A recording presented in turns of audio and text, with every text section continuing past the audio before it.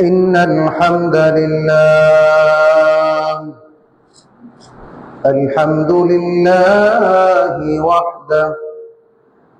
الحمد لله نحمده ونستعينه ونستغفره ونؤمن به ونتوكل عليه ونعوذ بالله من شرور أنفسنا ومن سيئات أعمالنا.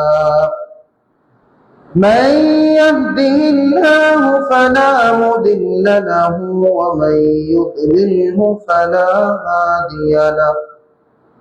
ونشهد أن لا إله إلا الله وحده لا شريك له. ونشهد أن محمدا عبده ورسوله. أما بعد فإن خير الحديث كتاب الله وخير الهدي هدي محمد صلى الله عليه وسلم وشر الأمور محدثاتها وكل محدثة بدعة وكل بدعة ضلالة وكل ضلالة في النار. يا أيها الذين آمنوا اتقوا الله حق تقاته ولا تموتن إلا وأنتم مسلمون. يا أيها الذين آمنوا اتقوا الله وقولوا قولا سديدا. আলহামদুলিল্লাহ, সমস্ত প্রশংসা, সমস্ত কৃতজ্ঞতা একমাত্র ওই আল্লাহ তাআলার দরবারে, যে আল্লাহ তাআলা আমাকে আপনাকে জুমার দিন পবিত্রতা অর্জন করে আমাদের ব্যক্তিগত যাবতীয় কাজ থেকে আমাদেরকে ফারেক করে বিরত রেখে আল্লাহর ঘর মসজিদে আসার বসার, কোরআন ও হাদিস থেকে আমলের নিয়তে ইখলাসের সহিত কিছু আলোচনা করার তৌফিক দিয়েছেন। এই জন্য সমবেত কণ্ঠে উচ্চ স্বরে একত্রিত হয়ে সকলে বলে আলহামদুলিল্লাহ। আইয়ুহাল মুহতারাম, সম্মানিত হাজিরিন, আমরা গত জুমাতে আলোচনা করেছিলাম সালাত ত্যাগের ভয়াবহতা। মনে আছে তো নাকি? আলহামদুলিল্লাহ।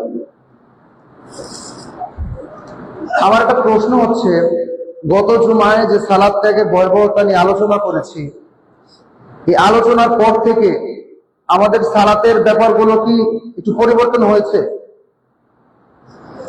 যদি পরিবর্তন হয়ে থাকে আলহামদুলিল্লাহ, আর যদি পরিবর্তন না হয়, আপনারা যদি চান আমি আবার পুনরায় আলোচনাটা আবার করব। তারপরেও এই জুমার দাবি, এই খুতবার দাবি, এই খুতবার যে চাহিদা, তা হচ্ছে আলোচনা কাজে আসুক। এই জুমার খুতবাটা, এই খুতবা আমাদের বাস্তব জীবনে বাস্তবায়ন হোক। এখন আপনারা যদি চান প্রয়োজনে আমি আবারও আলোচনা রিপিট করব, কিন্তু তারপর আমার কথা হচ্ছে এই জুমার আলোচনা যেন আমাদের কাজে আসে, আমাদের ব্যক্তিগত জীবনে আমরা যেন তা মানতে পারি। আর যদি আমরা মানতে পারি তাহলে আমাদের সার্থকতা, আর যদি না মানতে পারি তাহলে আমাদেরই ব্যর্থতা। এমন অনেক সময় এরকম হয়, আলোচনাকারীর আলোচনা শুনে শ্রোতা বৃন্দ পরিবর্তন হয়ে যায়, কিন্তু আলোচক তা মানতে পারে না। এটাও অন্যায়।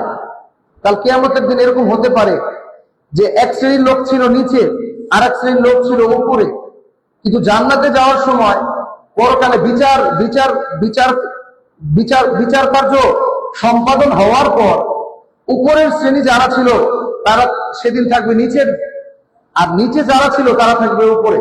বলা হবে তোমরা কেন নিচে? তখন বলা হবে আমরা আলোচনা করেছিলাম কিন্তু আমরা নিজের আলোচনা মানি নাই। তাই আমরা আলোচনা করার পরেও আমরা সেই আলোচনার বাস্তব সফলতা পাই নাই। আর যারা শুনেছে আজকে তারা সফল। এই জন্য আমরা যারা আলোচনা করি, আমরা যারা আলোচনা শুনি, আমাদের প্রত্যেককে তা আমল করতে হবে। আল্লাহ তাআলা আমাদেরকে আমল করার তৌফিক দান করুক। সম্মানিত সুধী, আজকের যে আলোচনার নির্ধারিত বিষয় তা হচ্ছে ফেরেশতাগণ যাদের জন্য দোয়া করে। আমরা ব্যক্তিগত জীবনে আমাদের প্রয়োজন পূরণ হওয়ার জন্য অনেক সময় বিপদগ্রস্ত অবস্থায় আমরা একে অপরের কাছে দোয়া চাই না? বলি না, ভাই আমার জন্য দোয়া করেন, হুজুর আমার জন্য একটু দোয়া করেন, বাবা আমার জন্য একটু দোয়া করো, আমার যেন এই কাজটা হয়ে যায়, আমি যেন এই কাজটা সুসম্পন্ন করতে পারি। এই জন্য আমরা একে অপরের কাছে দোয়া চাই না? ঠিক আজকের যে আলোচনা বিষয় তা হচ্ছে ওই সমস্ত গুণাবলী, ওই সমস্ত ব্যক্তিদের আমাদের অন্তর্ভুক্ত হতে হবে। আমরা যদি তাদের অন্তর্ভুক্ত হতে পারি, স্বয়ং ফেরেশতা মণ্ডলী, স্বয়ং ফেরেশতাগণ আমাদের জন্য দোয়া করবেন। সুবহানাল্লাহ। এখন ফেরেশতারা কারা? এখানে আমাদেরকে জানতে হবে ফেরেশতারা কারা, আর ফেরেশতাদের গুণাবলী কেমন, আর তারা যে দোয়া করবে এই দোয়াটা সরাসরি কি কবুল হবে নাকি কবুল হবে না, না আমাদের মধ্যে ঝুলন্ত থাকবে, এ ব্যাপারে আমাদেরকে জানতে হবে না? আল্লাহ তাআলা ফেরেশতাদের পরিচয় দিতে গিয়ে আল্লাহ তাআলা কোরআন মাজিদে বলছেন, ইয়া আইয়ুহাল্লাযীনা আমানু কু আনফুসাকুম ওয়া আহলিকুম নারা ওয়াকুদুহা আন-নাস ওয়াল হিজারাতু আলাইহা মালাইকাতুন গিলাদুন শিদাদুন লা ইয়াসুনাল্লাহ মা আমারাহুম ওয়া ইয়াফআলুনা মা ইউমারুন। আল্লাহ বলছেন, হে ঈমানদারগণ, কু আনফুসাকুম ওয়া আহলিকুম নারা, হে ঈমানদারগণ তোমরা তোমার নিজেকে, তোমার পরিবারকে জাহান্নামের আগুন থেকে বাঁচাও। ওয়াকুদুহা আন-নাস ওয়াল হিজারা, আর জাহান্নামের ইন্ধন হবে, জাহান্নামের লাকড়ি হবে কিছু সংখ্যক মানুষ। ওয়াকুদুহা আন-নাস ওয়াল হিজারাতু আলাইহা মালাইকাতুন গিলাদুন লা ইয়াসুনাল্লাহ, আর এই জাহান্নামীদেরকে আযাব দেওয়ার জন্য এইরকম কিছু ফেরেশতা নির্ধারিত থাকবে, লা ইয়াসুনাল্লাহ, তারা আল্লাহ তাআলার আদেশের অবাধ্য হয় না। ওয়া ইয়াফআলুনা মা ইউমারুন, আর তাদেরকে যা আদেশ করা হয় কেবল তারা তাই করতে পারে। আমি বিগত এক জুমায় আলোচনাটা এনেছিলাম যে মানুষ ফেরেশতাদের থেকে ঊর্ধ্বে, বলেছিলাম না? কেন? কারণ ফেরেশতাদেরকে আল্লাহ যা শিখিয়েছেন, যা আদেশ দিয়েছেন, তারা শুধু তাই করতে পারে।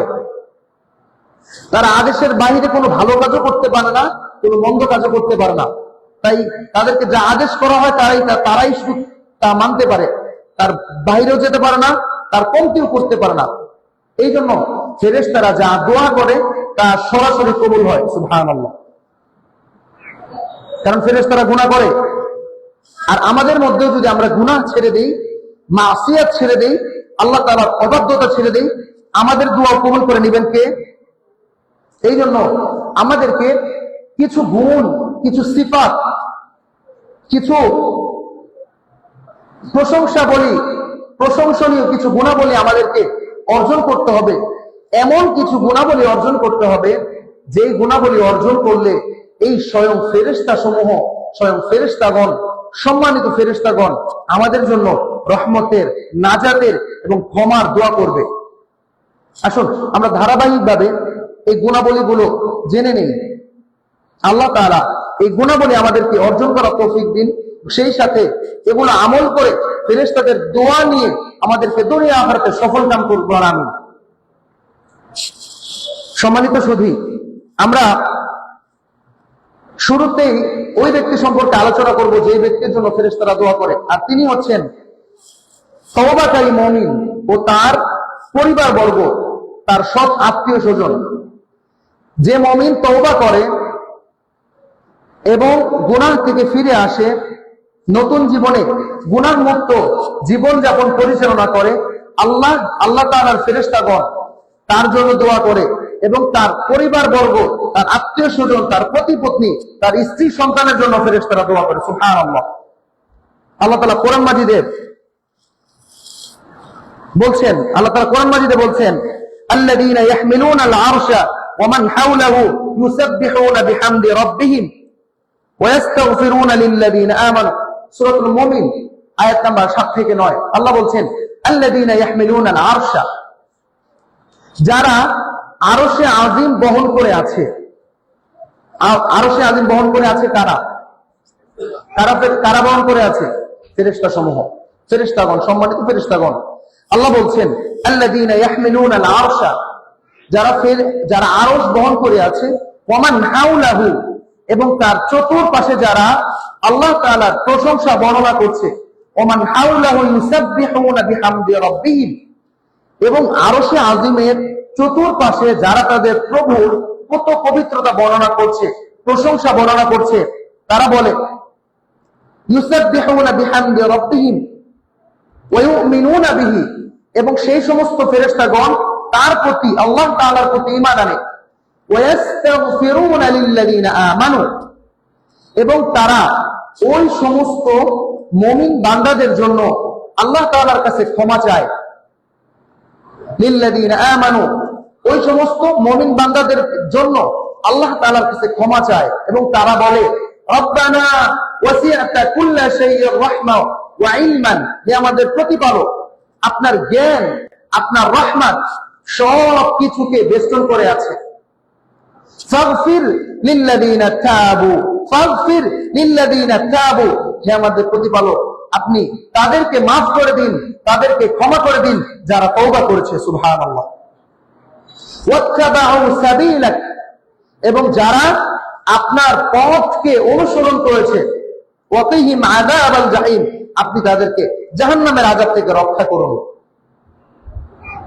পরবর্তী আয়াতে আল্লাহ বলছেন রব্বানা ওয়াদখিলহুম জান্নাতি আদনিন আল্লাতী ওয়া'আদতাহুম, হে আমাদের প্রতিপালক, আপনি তাদেরকে সেই চিরস্থায়ী জান্নাতে প্রবেশ করান যে জান্নাতের ওয়াদা আপনি তাদেরকে দিয়েছেন। ওয়ামান সালাহা মিন আবাইহিম ওয়া আজওয়াজিহিম ওয়া যুররিয়াতিহিম, এবং তাদের সাথে তাদের পিতামাতা, তাদের পতি পত্নী, তাদের সন্তান সন্ততি, তাদের আত্মীয় স্বজনকেও জান্নাতে প্রবেশ করান। সুবহানাল্লাহ। ইন্নাকা আনতাল আজিজুল হাকিম, নিশ্চয় আপনি মহা বিজ্ঞ এবং আপনি মহা পরাক্রমশালী এবং প্রজ্ঞাময়। ওয়াকিহিমুস সাইয়্যাত, পরবর্তী আয়াতে আল্লাহ বলছেন ফেরেশতারা এই বলে তাদের জন্য দোয়া করে, ওয়াকিহিমুস সাইয়্যাত, আপনি তাদেরকে জাহান্নামের আযাব থেকে রক্ষা করুন। ওমান তাকিস সাইয়্যাতি ইয়াউমা ইদিন ফাকাদ রাহিমতা, আর আপনি যাকে জাহান্নামের আযাব থেকে রক্ষা করবেন আপনি তো তাকে রহমত করেছেন, আপনি তো তাকে দয়া করেছেন। ওয়াযালিকা হুয়াল ফাউজুল আযীম, আর ইহাই হচ্ছে মহা সাফল্য। তার মানে এই যে এত সম্মানিত দোয়া করলেন ফেরেশতারা, এটা কাদের জন্য করলেন? যারা তওবাকারী মুমিন। বুঝাইতে পারছি? যারা তওবাকারী মুমিন। তার মানে যে সমস্ত মুমিনরা তওবা করে গুনাহ থেকে ফিরে আসে তাদের জন্য ফেরেশতারা দোয়া করে। তাহলে আমাদের তওবা করে গুনাহ থেকে ফিরে এসে ফেরেশতাদের দোয়া অর্জন করার দরকার আছে না নাই? এই জন্য আমাদেরকে তওবা করতে হবে, সদা সর্বদা ইস্তিগফারের সাথে লেগে থাকতে হবে। মান লাজিমাল ইস্তিগফার জাআলা আল্লাহু কুল্লা দিকিন মাখরাজা, যে ইস্তিগফারের সাথে আঠার মতো লেগে থাকে তার জন্য আল্লাহ তাআলা সমস্ত বিপদ আপদে আল্লাহ রাস্তা খুলে দেন। সম্মানিত সুধী, যে সমস্ত ব্যক্তিরা আল্লাহ রাসূল সাল্লাল্লাহু আলাইহি ওয়াসাল্লামের উপর দুরূদ পাঠ করে ওই সমস্ত ব্যক্তিবর্গের জন্য স্বয়ং ফেরেশতারা দোয়া করে। সুবহানাল্লাহ। আবু দারদা রাদিয়াল্লাহু আনহু বর্ণনা করেন, আব্দুল্লাহ ইবনে উমর রাদিয়াল্লাহু আনহু বর্ণনা করেন, قال رسول الله صلى الله عليه وسلم من صلى رسول الله صلى الله عليه وسلم صلاة صلى الله عليه وملائكته 70 صلاة। সুবহানাল্লাহ। হাদিসটি মুসনাদে আহমদের হাদিস। আল্লাহ রাসূল সাল্লাল্লাহু আলাইহি ওয়াসাল্লাম বলছেন, যে ব্যক্তি আমার প্রতি একবার দুরূদ পাঠ করে আল্লাহ তাআলা তাকে 70টি রহমত দান করেন এবং ফেরেশতারা তার জন্য 70 বার ক্ষমা প্রার্থনা করেন। ফালইউকিল্লা আবদুন যালিকা আও লিউকতিরা, আর এই যে দোয়ার পরিমাণটা, যে বান্দা যে পরিমাণ চায় সে বান্দা সে পরিমাণ পায়। অর্থাৎ যে বেশি দুরূদ পাঠ করবে আর যে কম দুরূদ পাঠ করবে এটা বান্দার ব্যাপার। যে বেশি পাঠ করবে আল্লাহ তাআলা তাকে বেশি রহমত করবে, ফেরেশতারা তার জন্য বেশি ক্ষমা প্রার্থনা করবে। আর যে কম দরুদ পাঠ করবে ফেরেশতারাও তার জন্য কম ক্ষমা প্রার্থনা করবে, আল্লাহর রহমত তার জন্য কম হবে। অন্য বর্ণনায় আছে আল্লাহ রাসূল সাল্লাল্লাহু আলাইহি ওয়াসাল্লাম বলছেন, নিশ্চয়ই আমার প্রতি যে একবার দরুদ পাঠ করে আল্লাহ তাআলা তাকে 10টি রহমত দান করে এবং ফেরেশতারা তার জন্য 10 বার ক্ষমা প্রার্থনা করে। শুধু তাই না, হাদিসে পাকে এসেছে যে ব্যক্তি আল্লাহ রাসূলের নাম শুনলো কিন্তু তার উপর দরুদ পাঠ করলো না, তার ধ্বংস অনিবার্য। এই জন্য আমাদেরকে বেশি বেশি দরুদ পাঠ করতে হবে এবং যখনই আমরা আল্লাহ রাসূল সাল্লাল্লাহু আলাইহি ওয়াসাল্লামের নাম শুনি সাথে সাথে আমাদেরকে বলতে হবে সাল্লাল্লাহু আলাইহি ওয়াসাল্লাম। এই জন্য ফেরেশতারা ওই ব্যক্তির জন্য দোয়া করে যারা আল্লাহ রাসূলের উপর বেশি বেশি কথা বলেন, দরুদ পাঠ করে। আমরা তৃতীয় যে ব্যক্তির সম্পর্কে শুনবো, ফেরেশতারা ওই সমস্ত ব্যক্তিদের জন্য দোয়া করে যে মুসলিম ভাই তার অপর মুসলিম ভাইয়ের অনুপস্থিতিতে তার জন্য কল্যাণের দোয়া করে। সুবহানাল্লাহ।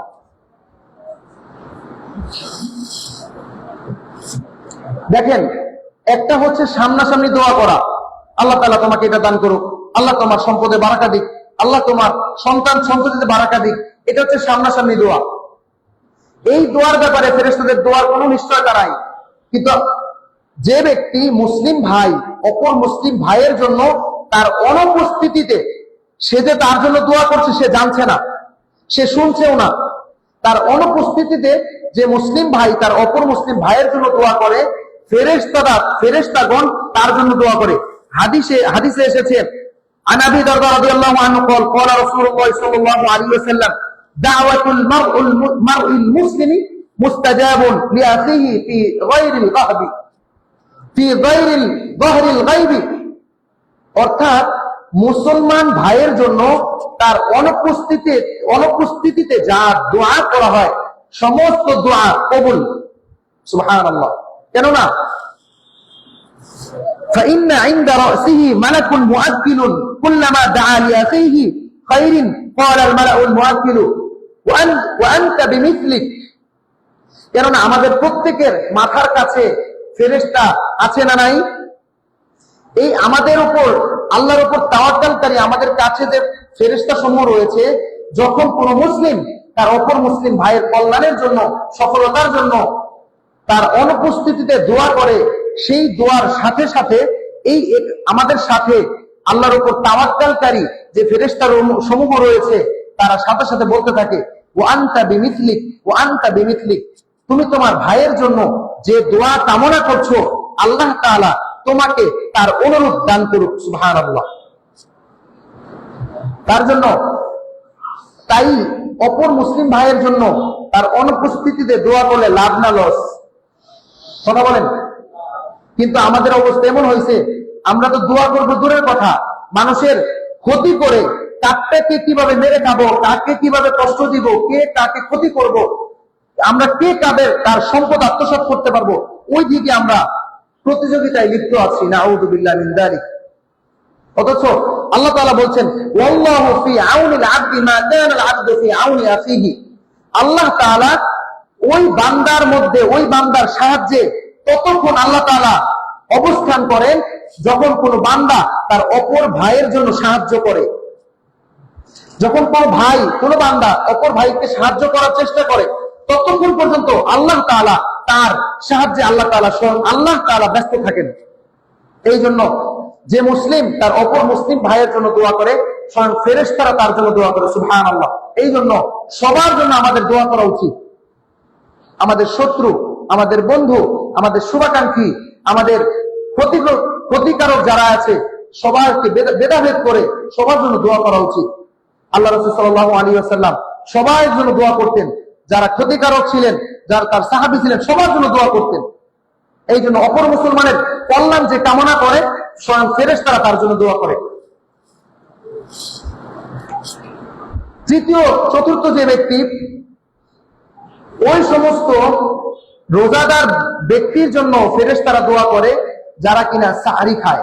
সুবহানাল্লাহ। আল্লাহ রাসূল সাল্লাল্লাহু আলাইহি ওয়াসাল্লাম বলছেন তোমরা সাহরি খাও, কেননা সাহারির মধ্যে বরকত আছে। এমনকি যদি সাহারি নাও খেতে পারো, এমনকি প্রয়োজনে এক ঢোক পানি হলেও পান করো। কেননা আল্লাহ রাসূল সাল্লাল্লাহু আলাইহি ওয়াসাল্লাম বলছেন, ইন্নাল্লাহা ওয়া মালাইকাতাহু ইউসাল্লুনা আলাল মুতাসাহহিরিন। কেননা আল্লাহ এবং তার ফেরেশতা সমূহ, আল্লাহ তাআলা সেহরি খাওয়ানোওয়ালা ব্যক্তিদের জন্য রহমত বর্ষণ করেন এবং ফেরেশতারা তার কল্যাণের জন্য দোয়া করেন। এই জন্য আমাদের অনেকের বদভ্যাস আছে, আমরা কি করি, প্রথম রাতে বেশি করে খাবার খেয়ে নেই, সেহরির সময় অনেক সময় অনেকে খাই না। এই জন্য আমাদের বাচ্চাদেরকে আমরা সেহরির সময় জাগ্রত করে দিব। আমাদের ঘরে বাচ্চারা থাকে না, বাচ্চাদেরকে সেহরিতে জাগ্রত করে দিব, তারা রোজা না রাখুক, সেহরি খাক, আল্লাহ তাআলা রহমত বর্ষণ, আল্লাহ তাআলা রহমত প্রাপ্ত হোক। ঘরের সবাই একসাথে জাগ্রত হয়ে সেহরি খাবো। কেননা আল্লাহ তাআলা এবং ফেরেশতা সমূহ সেহরি খাওয়ানোওয়ালা ব্যক্তিদের জন্য দোয়া করেন। সুবহানাল্লাহ। পঞ্চম যে ব্যক্তি, ফেরেশতা সমূহ ওই ব্যক্তির জন্য দোয়া করে যে ব্যক্তি কোন রোগীকে দেখতে যায়। সুবহানাল্লাহ। যে ব্যক্তি কোন রোগীকে দেখতে যায়। আলী রাদিয়াল্লাহু তাআলা আনহু বর্ণনা করছেন, আমি রাসূলুল্লাহ সাল্লাল্লাহু আলাইহি ওয়াসাল্লামকে এই কথা বলতে শুনেছি, যখন কোন ব্যক্তি কোন রোগীকে দেখতে ঘর থেকে বের হয়, আল্লাহ তাআলা 70 জন ফেরেশতা তার সাথে নিযুক্ত করে দেন। সুবহানাল্লাহ। এবং এই 70 জন ফেরেশতা, সে যদি সকালে ঘর থেকে বের হয় রোগী দেখার জন্য, সকাল থেকে নিয়ে সন্ধ্যা পর্যন্ত এই 70 জন ফেরেশতা তার ক্ষমার জন্য দোয়া করতে থাকে। সুবহানাল্লাহ শব্দ নাই কেন? শুধু তাই না, এবং জান্নাতে তার জন্য একটি ঘর নির্মাণ করা হয়।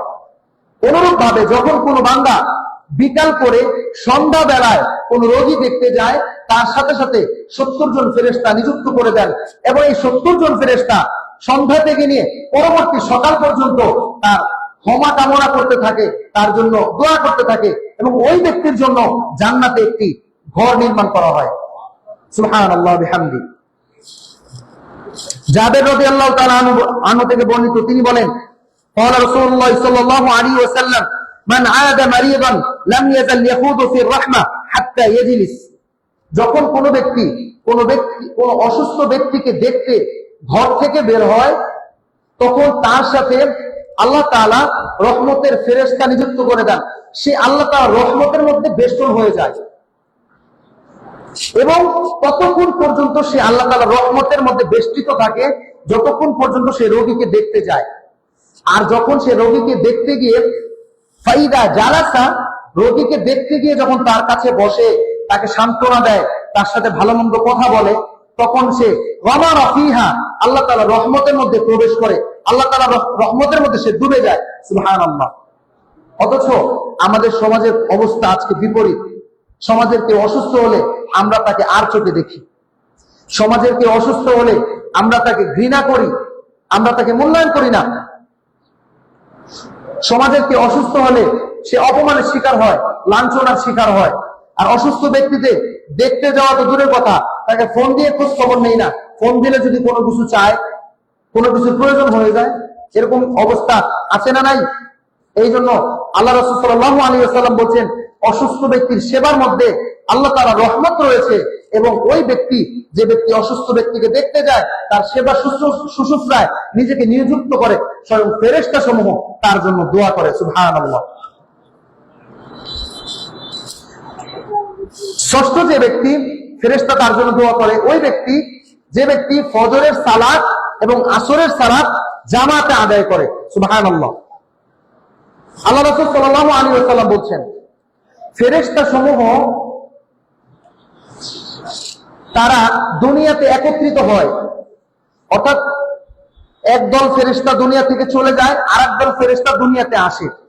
তারা দুনিয়াতে দুই দল ফেরেশতা একত্রিত হয়। যখন রাত চলে যায়, তখন রাতের ফেরেশতারা আল্লাহর কাছে চলে যায়, দিনের ফেরেশতারা দুনিয়াতে থেকে যায়।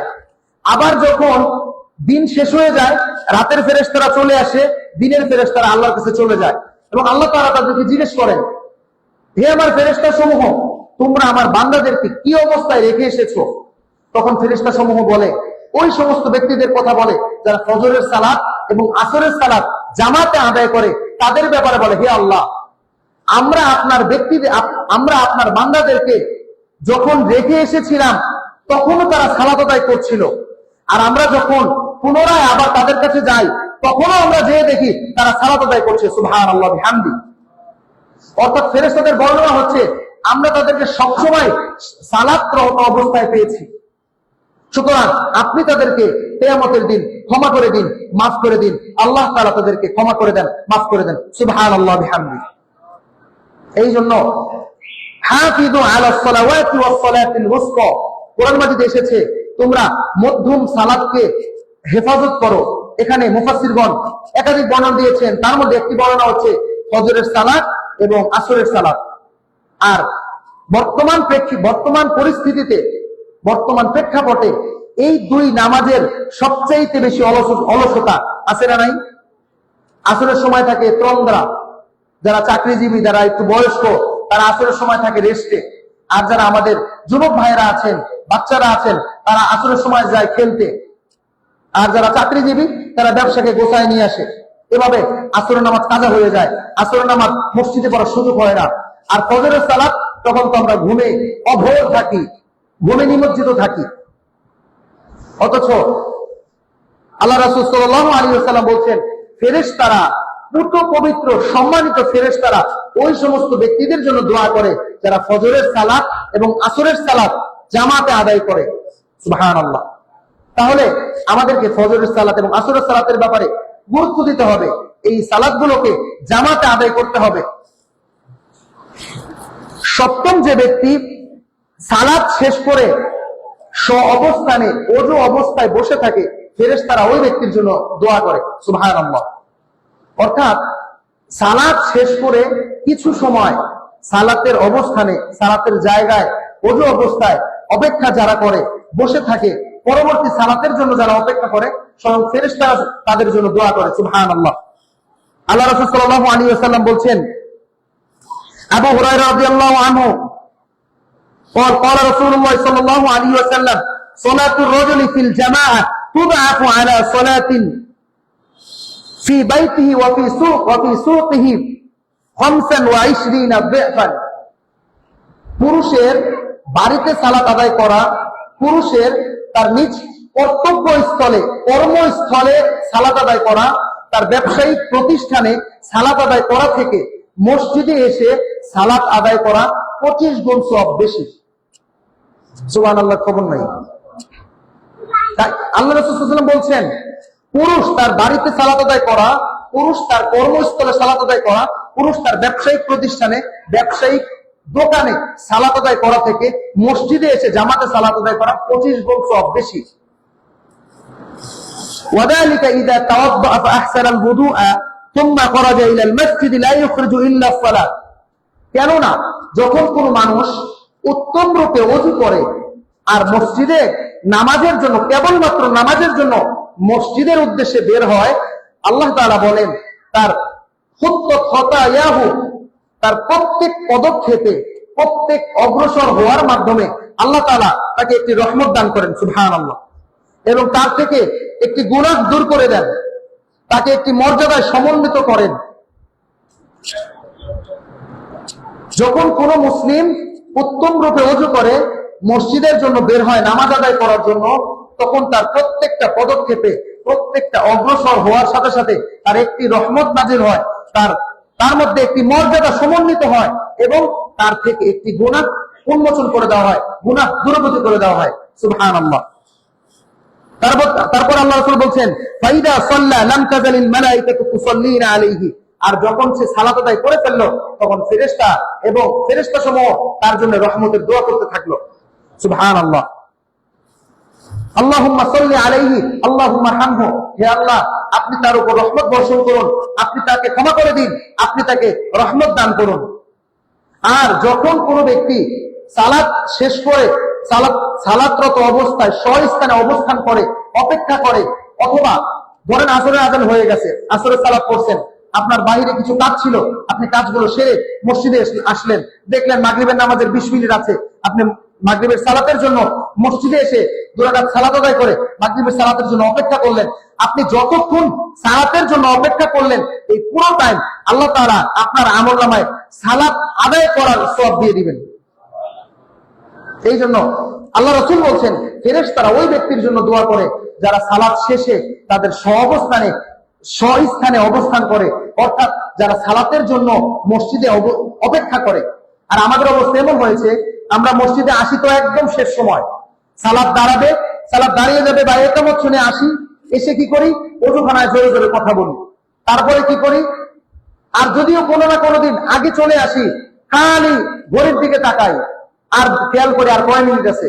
1 মিনিট যদি দেরি হয়ে যায় বা সময় হয় নাই, এখনো 1 মিনিট বাকি আছে, হুজুরের খুঁজতে থাকে, হুজুর কোথায়, হুজুর কি এখনো আসে নাই। সময় হওয়ার আগে তো দাঁড়ায় যাই, দাঁড়ায় গিয়ে এদিক সেদিক তাকাই। এটা কেন? আমি মসজিদে আসছি, আমি দোয়া করি, আমি তাসবিহ তাহলিল করি, আপনি অপেক্ষা করছেন, আপনি অপেক্ষা করাকালীন স্বয়ং সালাতের সওয়াব পাচ্ছেন, তাহলে কেন মসজিদে এসে তো তাড়াহুড়া? আর যদি যদি ইমাম সাহেবের 1 মিনিট দেরি হয়ে যায়, হ্যাঁ ইমাম সাহেব গেছে কই, ওনার কি টাইম সেন্স নাই, সময়ের ব্যাপারে ওনার কোনো উদ্দেশ্য খেয়াল থাকে না? আমরা কত কাজ রেখে আসছি, আমাদের কত ব্যস্ততা, উনি দেরি করে কেন? আলহামদুলিল্লাহ আপনারা ভালো, আপনাদের মধ্যে এইরকম কোন আচার ব্যবহার আলহামদুলিল্লাহ পাওয়া যায়নি, কিন্তু অতীতে অন্য জায়গায় আছে না নাই, কথা বলেন, নাই নাকি? আছে। এই জন্য মসজিদে এসে আমরা তাড়াহুড়া করবো না। মসজিদে এসে আপনি অপেক্ষা করলে আপনার এই অপেক্ষার কারণে আপনি সালাত আদায় করার সওয়াব পেয়ে যাবেন। সুবহানাল্লাহ।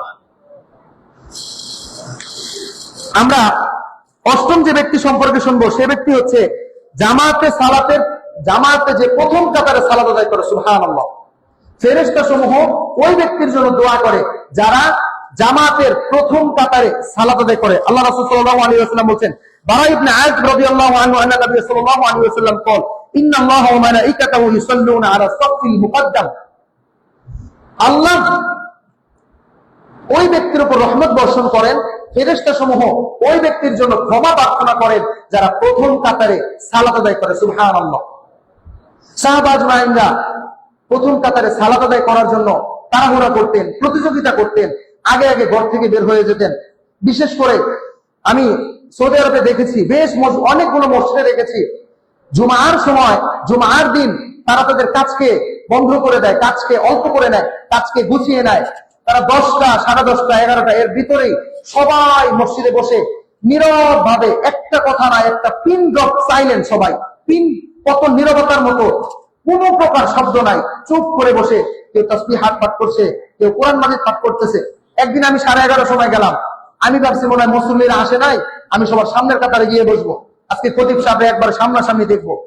আস্তাগফিরুল্লাহ। আমি মসজিদে প্রবেশ করে দেখি পুরা মসজিদ ভরা। মসজিদের যে 2টা অংশ, একটা সামনের অংশ, একটা দ্বিতীয় অংশ, আমি সামনের অংশে জায়গা পাইনি।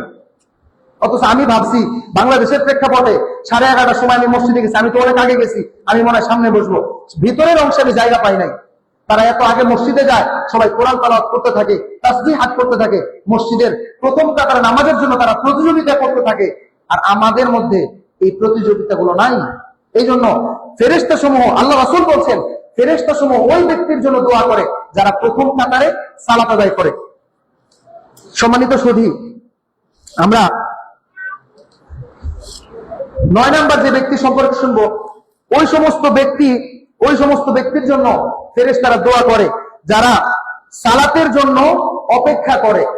ওই সমস্ত ব্যক্তিদের জন্য দোয়া করে যারা নামাজের জন্য অপেক্ষা করে। আল্লাহ রাসূল সাল্লাল্লাহু আলাইহি ওয়াসাল্লাম বলেন, লা ইয়াজালুল আবদু ফি সালাতি মা কানা আল আবদু ফিল মাসজিদ ইয়ান্তাযিরু সালাত লাম ইউহদিথ আল্লাহুম্মা ইগফির লাহু আল্লাহুম্মা ইগফিরহু। যারা আগে আগে মসজিদে চলে আসে, যারা এক সালাত শেষ করে আরেক সালাত কখন অনুষ্ঠিত হবে এই ব্যাপারে যারা পেরেশানিতে থাকে, এক নামাজের পর আরেক নামাজের জন্য যারা অপেক্ষা করে, ফেরেশতা সমূহ ওই ব্যক্তিদের জন্য দোয়া করে। আর কখন আজান হয়, কখন সালাত শেষ হয়ে যায়, সালাতের টাইম কয়টায়, ফজরের সালাত কয়টায়, জোহরের সালাত কয়টায়, আমরা জানি না। আর আল্লাহ রাসূল বলছেন ওই ব্যক্তির জন্য ফেরেশতারা দোয়া করে যারা এক সালাতের পর আরেক সালাতের জন্য অপেক্ষা করে।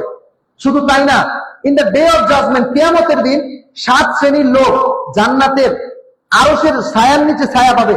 তার মধ্যে এক ব্যক্তি আছে যার অন্তর মসজিদের সাথে লেগে থাকে। সে এক ওয়াক্ত সালাত আদায় করার পর আরেক ওয়াক্ত সালাতের জন্য পেরেশান হয়ে যায়।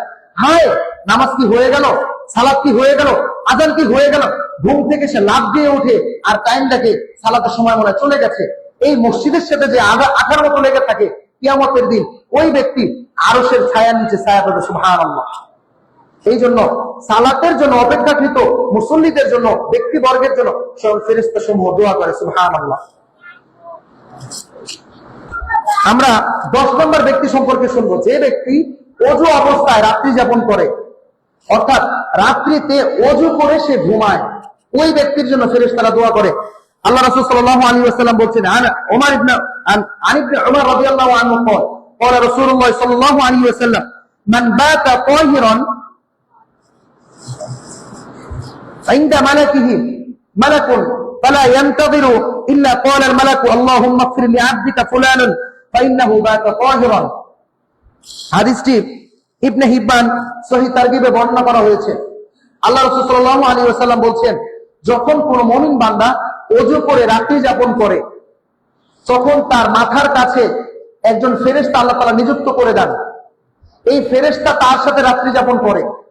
যখন সে ঘুম থেকে জাগ্রত হয়, তখন ওই ফেরেশতা তার জন্য দোয়া করে এবং বলে, হে আল্লাহ, আপনি এই বান্দাকে মাফ করে দিন, কেননা সে ওযু অবস্থায় রাত্রি যাপন করেছে। সুবহানাল্লাহ। তার মানে আমাদেরকে রাত্রি ওযু করে রাত্রি যাপন করলে আমরা কার দোয়া পাবো? ফেরেশতাদের দোয়া পাবো। আর ফেরেশতাদের দোয়ার মধ্যে কোনো সন্দেহ আছে? আমার আপনার দোয়ার মধ্যে সন্দেহ আছে, কিন্তু ফেরেশতাদের দোয়ার মধ্যে কোনো সন্দেহ নাই। এই জন্য আমাদেরকে ওযু অবস্থায় কি করতে হবে? রাত্রি যাপন করতে হবে। রাতে যখন ঘুমিয়ে যাব, ওযু করে, সম্ভব হলে 2 রাকাত সালাত আদায় করে, সম্ভব না হলে শুধু ওযু করে দাঁত ব্রাশ করে ফ্রেশ হয়ে ওযু করে এসে হাত মুখ মুছে শুয়ে পড়বো। আর এর মাধ্যমে আমরা কি পাবো? ফেরেশতাদের দোয়া পাবো। এই জন্য আল্লাহ তাআলা আমাদেরকে ওযু অবস্থাতে রাত্রি যাপন করার তৌফিক দান করুন, আমিন। সম্মানিত সুধী, 11 নম্বর ব্যক্তি সম্পর্কে আমরা জানবো। ওই ব্যক্তির জন্য ফেরেশতারা দোয়া করেন যারা সালাতের কাতার মিলিয়ে দাঁড়ায়। ওই ব্যক্তির জন্য ফেরেশতা সমূহ দোয়া করেন যারা সালাতের কাতার মিলিয়ে দাঁড়ায়। আমি কিছুদিন আগে ঢাকা গিয়েছিলাম। ঢাকার পার্শ্ববর্তী এলাকা নারায়ণগঞ্জ জেলার একটি এলাকাতে আমি ফজর সালাত আদায় করেছি। আদায় করার সময় আমি ফজর সালাতে গেলাম, দেখি প্রথম কাতারে মুসল্লিরা দাঁড়াইছে, দ্বিতীয় কাতার আমি দাঁড়াইছি। প্রত্যেক মুসল্লির পাশে পাশে প্রায় এই 8 বিঘত জায়গা ফাঁকা, 8 বিঘত জায়গা ফাঁকা। আমি অবাক হয়ে গেলাম। আল্লাহ রাসূলের হাদিস, তোমরা কাতার মিলিয়ে দাঁড়াও, কাতার মিলিয়ে দাঁড়াও, কাঁধের সাথে কাঁধ, পায়ের সাথে পা, হাঁটুর সাথে হাঁটু মিলিয়ে দাঁড়াও। সাহাবা আজমাইন বর্ণনা করছেন, আমরা যখন সালাতে দাঁড়াতাম, আমরা এমন ভাবে দাঁড়াতাম যে আমাদের একজনের কাঁধের সাথে আরেকজনের কাঁধ আঠার মতো লেগে থাকতো, একজনের হাঁটুর সাথে আরেকজনের হাঁটু লেগে থাকতো, একজনের পায়ের সাথে আরেকজনের পা এভাবে লেগে থাকতো, কোন প্রকার ফাঁকা অংশ থাকতো না। আর আল্লাহ রাসূল সাল্লাল্লাহু আলাইহি ওয়াসাল্লাম জামাতে সালাত শুরুর পূর্বে উনি পেছন থেকে ঘুরে থাকতেন এবং 3 বার বলতেন, আকিমু সুফুফাকুম, আকিমু সুফুফাকুম, আকিমু সুফুফাকুম। তোমরা তোমাদের কাতার সোজা করো, কাতার মিলিয়ে দাঁড়াও, কাতার মিলিয়ে দাঁড়াও, কাতারের মাঝের ফাঁকা জায়গা বন্ধ করো, কাতারের মাঝের ফাঁকা জায়গা বন্ধ করো। আর আমরা কি করি? আলিশানের মতো এমন অবস্থায় আমরা কাতারে দাঁড়াই যে আমাদের এক একজনের মাঝখানে জায়গা রেখে দাঁড়াই। অথচ আল্লাহ রাসূল বলছেন, ওই সমস্ত ব্যক্তিদের জন্য ফেরেশতারা দোয়া করে যারা কি করে? কাতারকে মিলিয়ে দাঁড়ায়, কাতারের মাঝে ফাঁকা জায়গা রাখে না। যারা কাতারকে মিলিয়ে দাঁড়ায়, ফেরেশতারা তাদের জন্য দোয়া করে। সুবহানাল্লাহ। আল্লাহ রাসূল সাল্লাল্লাহু আলাইহি ওয়াসাল্লাম বলছেন, আয়েশা রাদিয়াল্লাহু আনহা قال رسول الله صلى الله عليه وسلم ان الله عز وجل وملائكته يصلون على الذين يصلون الصيوح سووا صفوفكم। এই বাক্যগুলো সালাতের আগে আল্লাহ রাসূল বলতেন।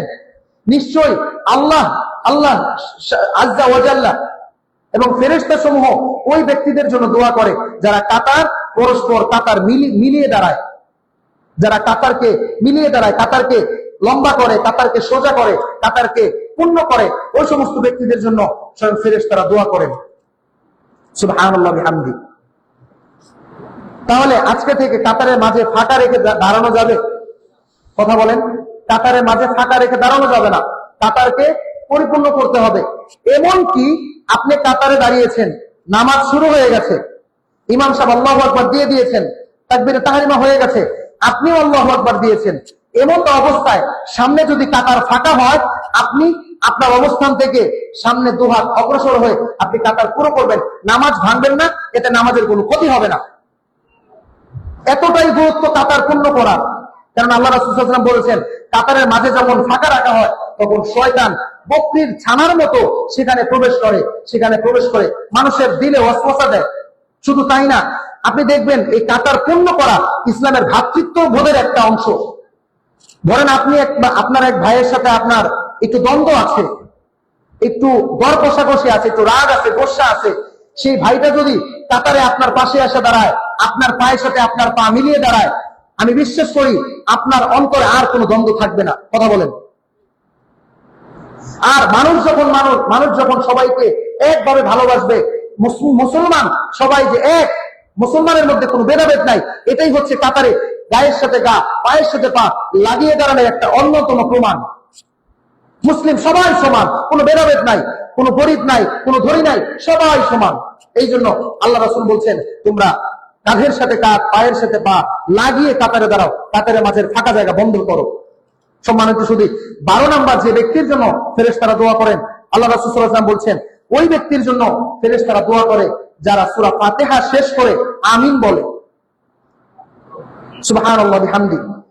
কেননা আল্লাহ রাসূল সাল্লাল্লাহু আলাইহি ওয়াসাল্লাম ইরশাদ করছেন, আবু হুরায়রা রাদিয়াল্লাহু আনহু قال قال رسول الله صلى الله عليه وسلم اذا قال الامام غير المغضوب عليهم ولا الضالين فقولوا آمين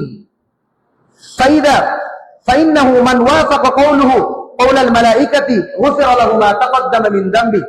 হাদিসটি সহিহ বুখারী এবং আবু দাউদে বর্ণনা করা হয়েছে। আল্লাহ রাসূল আবু হুরায়রা রাদিয়াল্লাহু তাআলা আনহু থেকে বর্ণিত, তিনি বলেন, যখন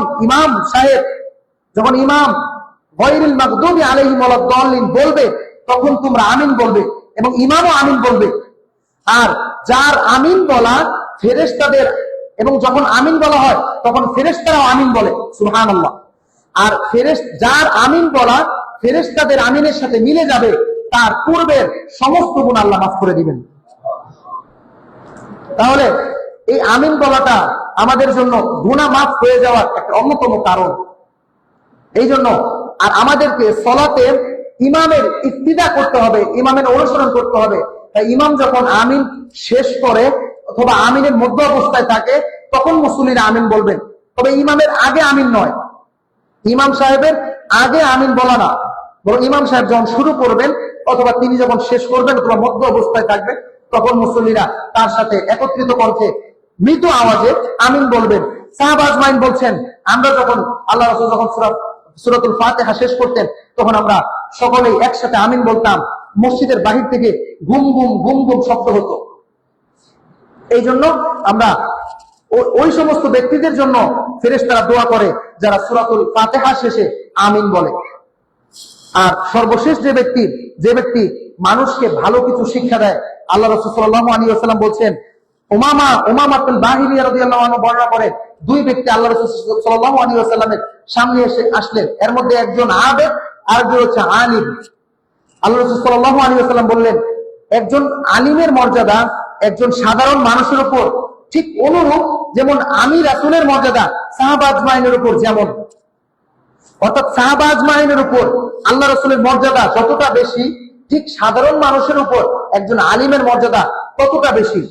আর পরবর্তী অংশে আল্লাহ রাসূল বলছেন, নিশ্চয়ই আল্লাহ তাআলা এবং ফেরেশতা সমূহ এবং গর্তের পিপীলিকা সমূহ, সমুদ্রের মৎস্য সমূহ ওই শিক্ষকের জন্য, ওই ব্যক্তির জন্য দোয়া করে যারা মানুষকে কল্যাণের শিক্ষা দেয়, যারা মানুষকে ভালো কাজের শিক্ষা দেয়।